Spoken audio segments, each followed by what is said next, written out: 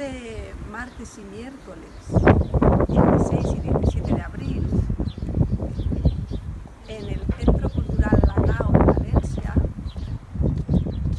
presentamos la obra La vaca que ríe, a las 7:30 de la tarde.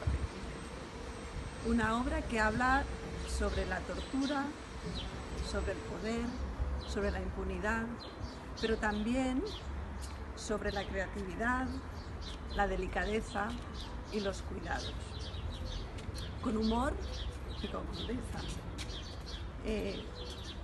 Obra accesible en lengua de signos y con imágenes visuales. ¿Niño dónde va? ¿Por aquí?